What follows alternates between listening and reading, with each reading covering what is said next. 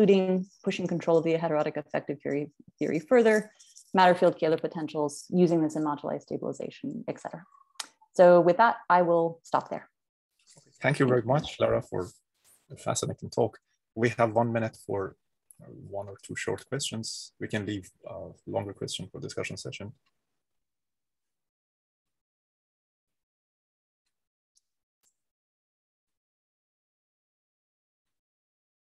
I'm sure we have more questions and discussion sessions. So let's move to the next talk, which is Fabian Ruehle.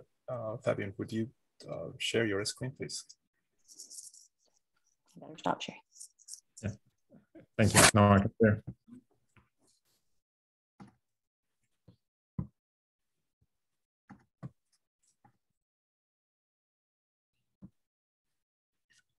Okay. Can you see that? Yes, please go ahead. Okay. Yeah. Thank you very much for the invitation. Thank you very much for giving me the opportunity to present my work here. I wish I could be there in person. Unfortunately, we can't, so we have to do it remotely once again. And I hope next year we can meet again in person. So the project I want to talk about is work that has appeared very recently in this publication together with Magdalena, Andre, and Robin. It's also based on, so it's extending the work we did previously, which Lara just presented. This was presented at the NeurIPS physics workshop this week. And if you publish it there, it's like publishing a periodical. You have 5 pages or so to explain your work. So there will be a longer companion paper that will be appearing soon where we give more details. Good. So I want to say, if you're interested in this, I want to invite you to come to bi-weekly seminar series, Physics Meets ML, where we have speakers from academia and from industry talking about this exciting interface of physics and machine learning. And my work that I will be talking about is available on GitHub. Here are the QR codes, you can check it out. It's completely open source, you can access it, download it, fork it, do whatever you want with it. Good, so let me start with the motivation. And of course, today, it's mostly Calabi-Yau Day. We have these talks on Calabi-Yau metrics, and then very interesting talk by Gary afterwards. I'm looking very much forward to that. My introduction to Calabi-Yau metrics is essentially non-existent because we just had 2 talks on it, one by Challenger, one by Lara. They did an excellent job, and I'm not trying to replicate what they did. And also, later in the workshop, we will have a talk by Robin, and Robin will sort of introduce this package, and he will show you how to use it. He will show you sort of the training behavior you get and so on. So I also won't go into this. So this is a string data talk, but it will be a lot of string and not so much data. So I will be focusing on the theoretical aspects of the work. Robin will then present sort of the applied side of it. So the outline of my talk is as follows. Yeah, I will very briefly say a few words about the Calabi-Yau metric package, but as I said, Robin will cover that. And then the main point of all of this was to generalize this to metrics on manifolds which have an arbitrary number of Kähler and complex structure moduli. So we wanted to go beyond the Fermat quintic, which we have all been doing to test our things, and we wanted to make it just possible to do this for any construction that we usually use. And this includes the 500 million Calabi-Yaus on Kurzgesagt before triangulation. After triangulation, of course, it's much more than 500 million. This includes all CICYs in principle. So it's a completely, I mean, this is a package that works for any CC or for any toric hypersurface. Good. So let me say very few words on the Calabi-Yau metric package. So our goal was to provide a package that's very fast and can deal with a large number of complex structural parameters. And also, and sort of this is the new thing, you can specify a Kähler class and it will give you the answer for the Kähler metric or for the Ricci flat metric in this Kähler class if h from 1 is larger than 1. For the quintic, sort of there's nothing to be done. You just have this one Kähler class. So there's nothing to really specify, but if you have h from 1 larger than 1, this is actually something that you need to do. And we wanted it to work, as I said, with the CC list, the Kurzgesagt list. These are the things that are usually explored. And so you can use this list as was explained or as was mentioned by Lara You can also use this to construct SU3 structure manifolds. So you can put a Ritchie flat metric on it, but you can also go beyond. So just because these are, you can construct Calabi-Yars out of these, doesn't mean you have to. So you can use these techniques to also do SU3 structure metrics if you're interested. And as Mike very nicely explained in his talk, sort of we're usually looking for something that integrates in our workflow. And sort of everybody who I know who works with CICYs, works with Mathematica, everyone I know who works with Quartz-Scarker works with Sage. So we wanted it to integrate into these two packages very naturally. Yeah, so here's how you can train a Calabi-Yau metric in Mathematica. It takes 7 lines or so. You import the package. You just call setup, and this does everything. So you don't even have to touch Python once.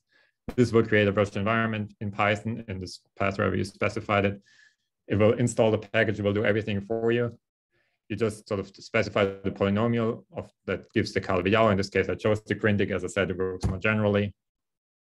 And then you just call train neural network. You specify the 3 layers with a Gieler activation function and epochs batch size 64. Even if you can't bother to do any of this, it defaults and does something. I don't guarantee that it will work, but it will sort of, you can just run this essentially without any parameters. Finally, you notice this thing here, model phi-fs model. There are different types of ansätze that you can do for the metric, and we introduced a new one, which we call the phi-fs model, and I will explain what this is in my talk. We also integrated into Sage. So here's what you would have to do in Sage. You would have to import it. This is all just Sage stuff. You write down your Quartz-Scarker list. You sort of do fine regular star triangulations. And then so we have this function here, prepare toric Calabi-Yau data. So what that does, I will explain also in my talk. This essentially does all the things that are necessary based on the toric data to calculate the metric in the end. Then you create a point generator. Here you can call point generator toric Mathematica. So this actually calls Mathematica in the background. Again, you don't need to touch Mathematica if you don't want to. This just calls it in the background and uses the Wolfram language interface. So if you can interrupt it, everything integrates very nicely. Then you specify your neural network here. It's the same setup. You have 3 hidden layers, Gieler activation function 64 hidden layers, and then you just call model.fit, and it will produce a Calabi-Yau metric of a Quartz-Scarker list model. As I said, Marvin will explain this in more detail, so I'll leave it at that, and instead talk about how we fix the Kerler class. So what we did previously, let me first of all explain what we did previously, and then explain sort of what we changed.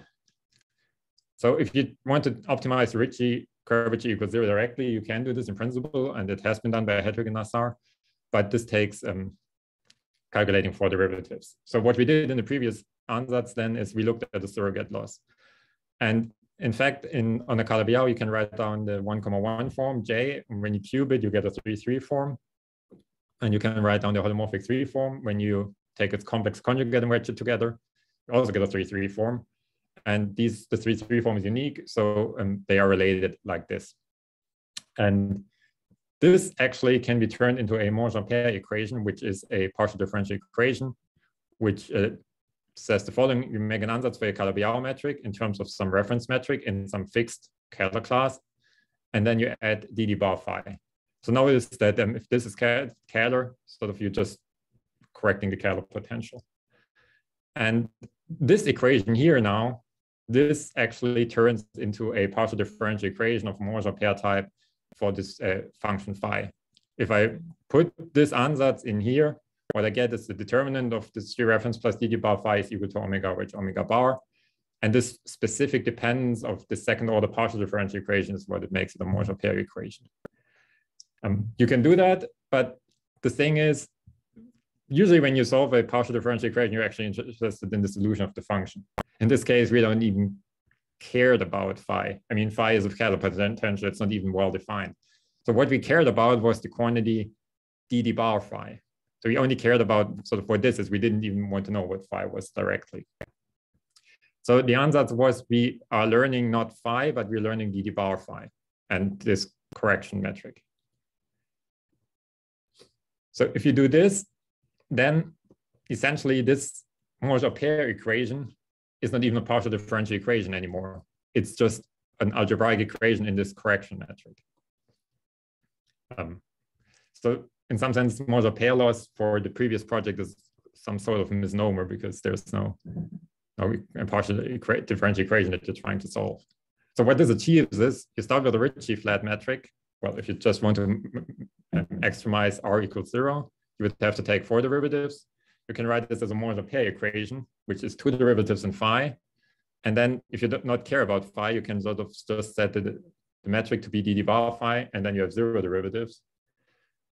However, you still need then to check in addition, if you don't know that it comes from a scalar potential phi, you still need to check sort of that it's scalar. So in addition to sort of having this algebraic Morse pair equation, you still have to impose the scalar loss. And we then had different ansatz here. So you could sort of just even do away with reference metrics, say, okay, I just learn Calabi-Yau directly from the neural network. Or I take a reference metric and then instead of adding d bar phi, I add the neural network. Or you could sort of factor out this dereference and learn sort of dereference times g neural network as the correction. And as I said, for the quintic, that's very good. However, the problem is if we just learn d bar phi rather than phi itself, we generically change the scalar class. So if we want to fix the scalar class, we have 2 options. The first one is to note that we can actually fix the scalar class, or we can determine the scalar class by sort of calculating volumes of curves, of devices, and of the Calabi-Yau itself. So for a given scalar class, this will have some fixed values. So what you could do is you could use the previous ansatz and specify the scalar class by specifying volumes of curves, devices, and the Calabi-Yau. We have not yet implemented this. It would be very interesting to do that, but the code is also open source. So if you want to implement it, please feel free to do it. We took instead, so what we did implement is a second approach, and this is sort of learning phi. Because if you learn phi, then since you take the total derivative here, you're not changing the scalar class. So in this sense, you can just specify your scalar class by this reference metric. Then your network learns phi, and then it calculates d bar phi, and you get the Ritchie flat metric in the scalar class that you specified.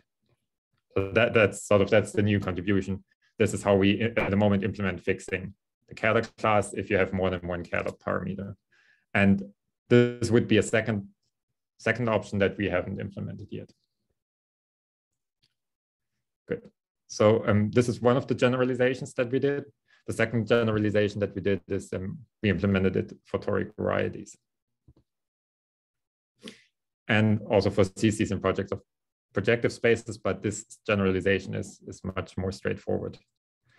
So the things that you need to do is you need to construct the patches, you need to construct the holomorphic top form, and you need to construct the reference metric and sample points. And I will explain how to extend this. So patches is just, for CICYs is easy enough. You just have a bunch of PNs, and the patches are just given by setting sort of one complex coordinate in each ambient space PN equal to 1. For toric varieties, you can construct the patches also just completely programmatically. So if you have your toric coordinates xi here, what you do is to get your affine coordinates z, you just take the product of all toric coordinates, and the exponent is given by sort of the vectors that specify the toric divisor times the vector in the dual cone. So you take your toric variety, which is given by this polytope. You take the dual of the polytope, you look at the cones, you look at the dual cones, and then you can construct the good affine coordinates in your toric variety just from that. And from this, the transition functions are then usually just given by the Jacobian of this coordinate change as usual. So that's straightforward. Sort of you need to calculate the dual of the toric diagram, but Sage can do this very easily. And again, you don't need to do anything of this. This is coded in this prepared toric data. So this is completely automated. Constructing the holomorphic top form is also very straightforward. This has been solved for the most general case of nav partitions in toric ambient spaces. we are not going there even. So either we just take a hypersurface in the toric ambient space. In this case, it's just the expression that we saw in Challenger and Lara's talk, or in CICYs, what you do is sort of you replace this here by determinant of different polynomials by the derivative of the coordinates that you didn't scale to 1 and that you didn't put in the numerator here. So that's also easy enough. Now, this is the most complicated part here, and I want to spend most of my talk on this problem, constructing the Kähler metric. Again, for CICYs, there's not much to be said. You just go to an affine patch by scaling one coordinate to 1. You construct the Fubini-Studi metric in each of these Pn ambient space vectors by the usual dd bar log z squared, which is the usual Kähler potential for the Fubini-Studi metric. This Ti here fixes the Kähler class. And since if you use the phi network, you cannot change the Kähler class, you have fixed the Kähler class to whatever you want it to be. You do this for each Pn, you get a bunch of log diagonal entries in your matrix, and then you pull it back to the Calabi-Yau using the defining equations, as we also did in the Quinty case. Good. So for Kähler metrics on toric varieties, you need to be doing something a little bit differently. And I will do something that looks overly complicated, but I hope you trust me that this is actually necessary. So the first thing that we do is we take the Kähler cone, we want the Kähler metric, so we generate a Kähler cone of the toric variety, and we're looking at the sections of the device, or sections of the line bundles that are dual to the divisors of the generators of the Kähler cone. And again, these are given in terms of the toric coordinates, the vectors that correspond to the toric coordinates, they are corresponding dual vectors. And if you expand the Kähler cone generators in terms of the toric divisors di with some coefficient ci, then the ci enter here. So you just sort of need to solve this equation to get the sections of any toric divisor. And in particular, you can use it to get the sections of the Kähler cone generators. So again, you can do this in Sage. We implemented this, and this is not very hard to do. The point now is, if you do this for a base point free divisor, and incidentally, your Kähler cone generators are base point free, what you get is you get a bunch of sections here that cannot all vanish in any given patch. Moreover, these sections here all will have the same scaling because they are sections of line bundles, so they all have the same scaling. So now we have a bunch of sections here, which are just monomials in the original coordinates that all scale the same way, and at least one is always non-vanishing in any patch.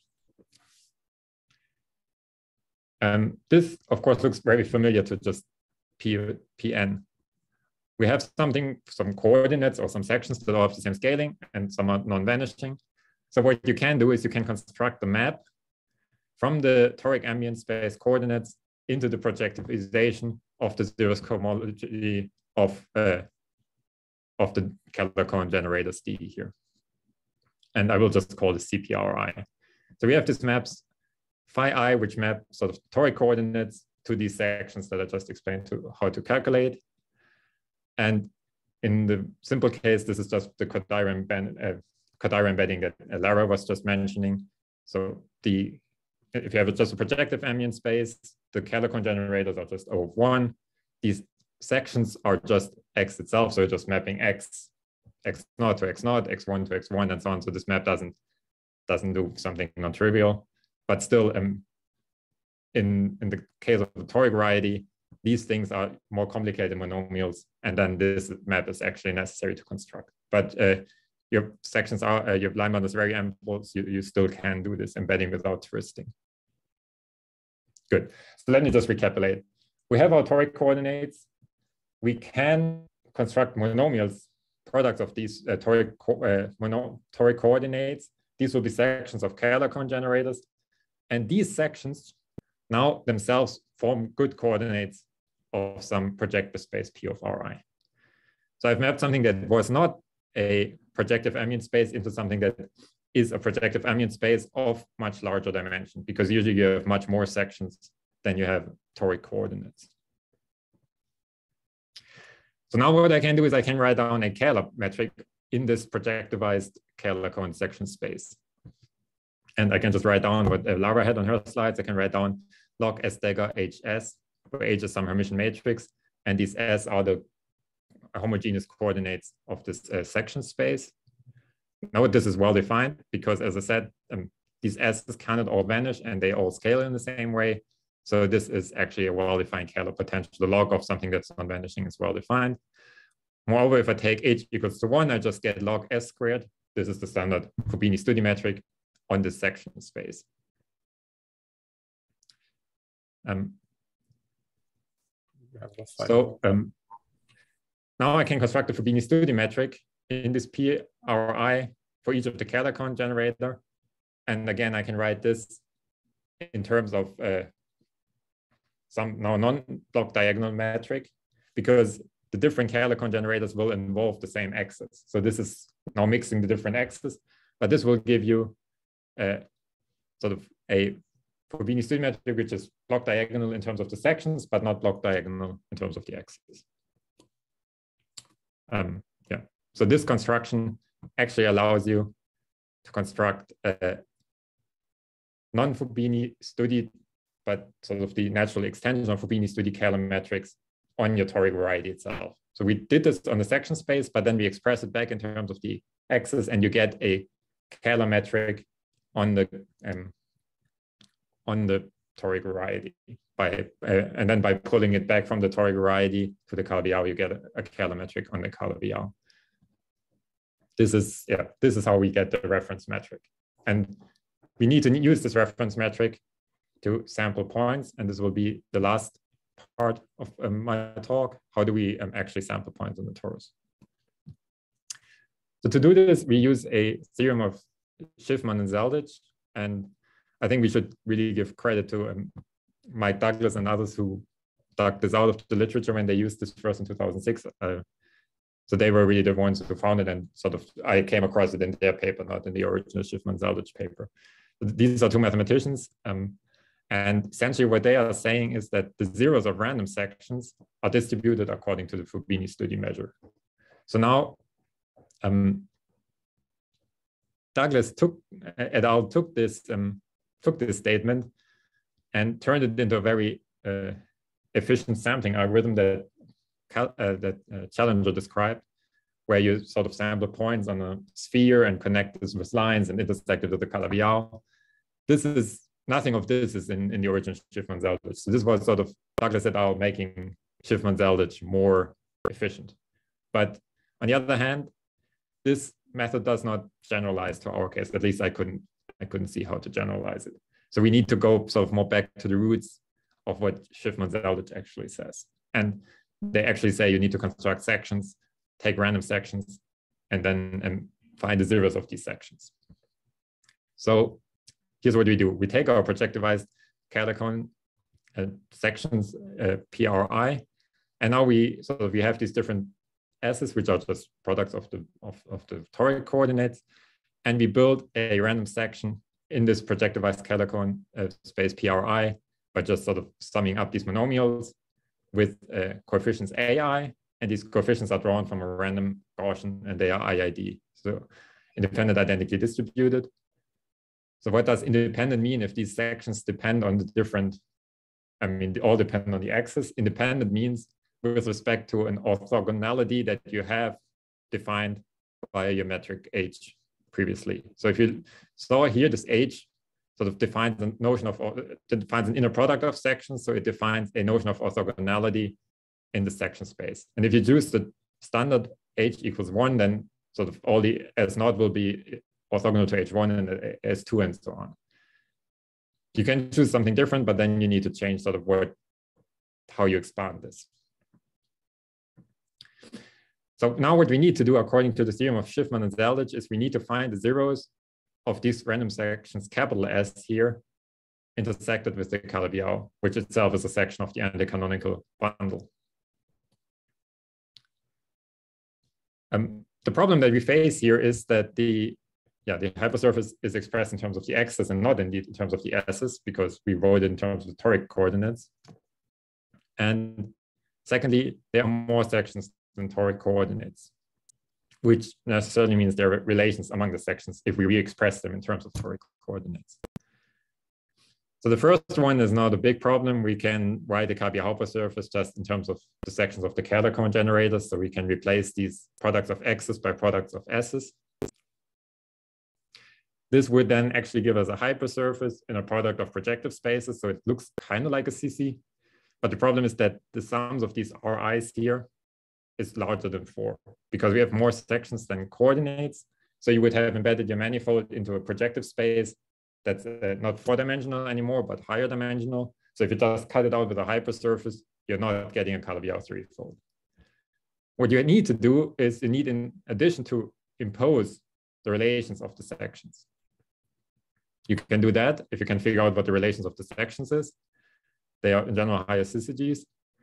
And then you impose the Calabi-Yau hypersurface condition plus the relation of the sections. And this will now cut out your Calabi-Yau in this product of projective spaces. However, this will be a non-complete intersection Calabi-Yau because there are not trivial relations among the sections, and the codimension is not equal to the dimension of these projective spaces -3, and also the degree of the equations that you need to impose do not just sum up to the degree of your projective space +1. So this tells you this cannot be a complete intersection, and indeed it's not. Good. So how do we actually find these relations of sections? So you can do two things. There's a commutative algebra way of doing it, and there's a linear algebra way of doing it. Again, this is something that's complicated, but you can do it in Sage by calling singular, and it's implemented in this prepare Calabi-Yau metric data, so you don't need to do anything. So here's how you solve this in complete generality. You have a bunch of x's. You take the coordinate ring of the toric variety, which is parameterized by these x's, and you define the quotient ring of this coordinate ring modulo the ideal that define the sections. So remember, your sections can be written as a product of x, v, w plus c. So you define the quotient ring of your coordinate ring like so. And now you find the defining ideal of the quotient ring, and you do a primary decomposition of this defining ideal. This gives you now the relations among the sections and the relations among the x's. Then you use the elimination ideal of the quotient ring to write the x's in terms of the s's. And now you have just a relation of the s's among one another. And you can use this to define your non-complete intersection Calabi-Yau. The algebraic geometry way, so linear algebra way of doing it is to say, okay, so I have a relation, sort of some products of sections are related to some other products of sections. So if I divide this to the other side, I just get a product of sections which is equal to 1. So now again, I can express these sections as x times vw plus c. Sorry, that's a typo, that should be in the exponent. And I'm calling this exponent vw plus c, I'm calling this some matrix M. And if I take this and put it in here, I want m times gamma s to the m times gamma equals 1. So I'm looking for the kernel of this matrix M, the integer kernel of this matrix M. That's a lattice reduction problem. The first method requires Grübner basis calculations. So the first one will be much slower than the second one. The first one is also the more general one. I don't know whether this will be actually a problem. We implemented both, so you can just choose. It defaults to this one because we expect this one will be quicker. On the other hand, I also expect that once this breaks, you won't be able to do anything with the toric variety anyways. So I expect sort of this is not the bottleneck. You will have different problems in Sage before finding this relation breaks. Good. And now that we finally have this, we can use the theorem of Zeldin and Schiffman. And yeah, so what we have is we now have a set of equations that together with the original Calabi-Yau equation describes a non-complete intersection Calabi-Yau. And we construct now a bunch of random sections drawn with these IID Gaussian coefficients as explained. We intersected with this non-complete intersection Calabi-Yau. we find a simultaneous series of these ideals. And this now gives us zeros that are distributed according to the Fubini-Studi metric of the projectivized Kähler-Cohen generators. We pull that back to the Calabi-Yau, and we get a bunch of points on the Calabi-Yau that are distributed with respect to the pullback of this Fubini-Studi metric to the Calabi-Yau. So this actually gives us point sample on the Calabi-Yau that is given in terms of a known measure, which is the pullback of the Fubini-Studi metric. And this auxiliary measure is now constructed by sort of using these maps phi I, which embedded Kähler-Cohen generators, or which embedded the toric coordinates into the section space. And so we use this to pull back the Kähler form from the ambient space. So you know which ones of these projections or pullbacks of the projections to use. And from this, you can construct your auxiliary measure, and from this, you can construct your weights, and then you can just train in the way that was described by Challenger and Lara. Good. So let me conclude. So we provided a package to compute Calabi-Yau metrics in complete intersections and in toric varieties. We introduced the phi neural network to learn Calabi-Yau metrics for a fixed Kähler class. This ensures that you're not leaving the Kähler class you started in. And we explained how to generalize this to the toric case and products of projective ambient spaces by constructing sections of the Kähler-Cohen generators, writing your Calabi-Yau as a non-complete intersection in this projectivized section space, and then constructing the weights using Schiffman-Zeldich and the pullbacks of these Kodaira embedding maps, or more general maps phi I, from the toric coordinates into the sections. That's all I wanted to say. Thank you very much. Thank you very much, Fabian, for a great talk. We have a question from Jim, please. Hi, Fabian. Just a quick question. I'm still missing something basic about the sampling. So Schiffman-Zeldich seems like the point is to get you something natural as a sampling measure for points on the Calabi-Yau. But then when you did this generalization, you chose these AIs to be sampled IID from N0 from a normal with variance 1. It seems like, I mean, is that really the right sampling distribution for the parameters that maps onto the natural thing? Or are there choices there that map onto choices in the Calabi-Yau? I still don't see how this is natural. That's what I'm missing.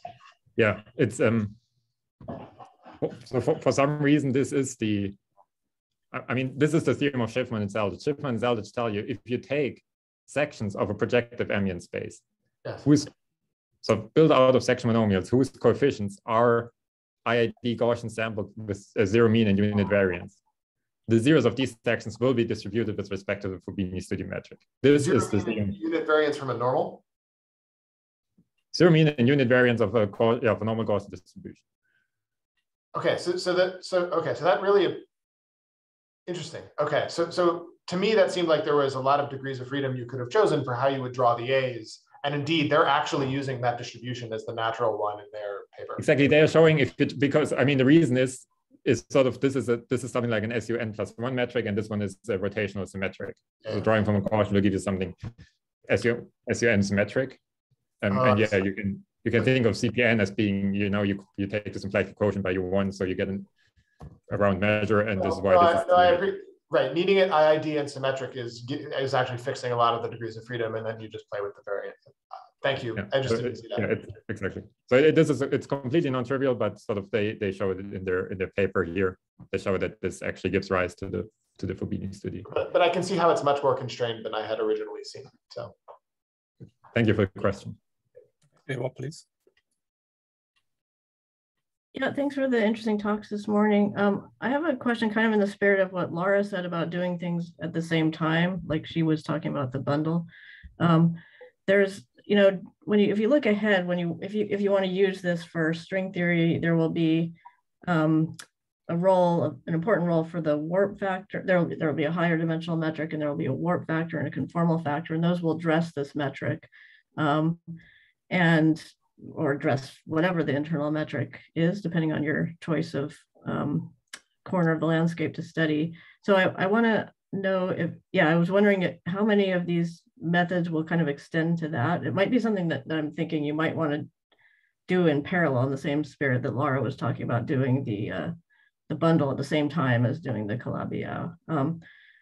So that was one question. Another question I have is, you know, another place where you want something close to a Ricci flat metric is the study of gravitational waves. I mean, real world LIGO physics. So my question is, there's methods developed for that are very powerful, but maybe could be improved. Is anybody doing machine learning for that? And conversely, can you use what they learned to do this, for example, for sampling points or whatever? Because there's obviously a big industry of numerical GR more generally. So if you could answer, if you could comment on either of those questions, that'd be great. Yeah, thank you very much for the two questions. They're both very good questions. I'll start with the first question, which was about generalizing this or learning several things at the same time. Indeed, this is something that you will have to do, and that you can do. I mean, of course, you first need to figure out how to even describe these metrics in the first place, and then you can combine this. So one thing that I wanted to look at is precisely the setup that Laura described, that we also worked out with Andre and Magdalena for the S23 structure metric. So what we did in this project is we can construct on any of these toric spaces, we can construct a Strominger-Hull system, meaning you can write on a non-Ricci flat metric. Sorry, you can write on a non-Calabi-Yau metric, which satisfies the Strominger-Hull equation. And we did this, and we got as far as writing this down, but then you also need to specify the bundle, and the bundle that comes with it has to satisfy then again a differential equation, which is essentially a slope stability equation. And this is very complicated to deal with. So what we want to do is we want to use sort of this setup together with a neural network that learns the correction to the, or that learns the permission bundle connection simultaneously, because it might be that the analytic ansatz that we worked out has to be corrected with the, once you sort of have a bundle connection, you can tune this and at the same time also correct the metric such that the two together form a consistent system. So this is something that's down the line. We haven't started it yet because we first had to solve this problem, but this is definitely on our list. And then I think, yeah, you can also modify it to learn the warp factors simultaneously or different setups. So this is my answer to the first question. We haven't done it because this needed to be understood and nailed down first before we could go there, but it's on the to-do list. The second question was about applications to numerical GR in general, LIGO, or other existing codes. Yeah, this is it's a very good question. I'm not an expert on this. People who have been doing this numeric GR, of course, as you said, is a field in and by itself, and there's very powerful, very specialized code available to this. Mostly written in C++. It's older code that predates sort of the hype of machine learning. I know there are groups who are now using this more these machine learning techniques also to solve these types of equations, sort of also just solving differential equations with machine learning techniques. This is a huge, there's a huge field now. I don't know how the best application of machine learning compares to the most powerful code that's been developed to do gravitational waves or numerical GR. I'm sorry, I just can't answer the question. I'm not aware of this, but I know that sort of now serious people who are doing numerical GR are also using machine learning techniques. And there are more libraries coming out for numerical GR in machine learning. I mean, using machine learning and neural network ansatz and so on. But I haven't, so I haven't tried to adapt their highly specialized code to solving the Morse pair equation in our case. Thanks. Okay, thank you very much, Fabian, again for your excellent talk. We will have a short break. We'll be back in about 20 minutes. Thank you.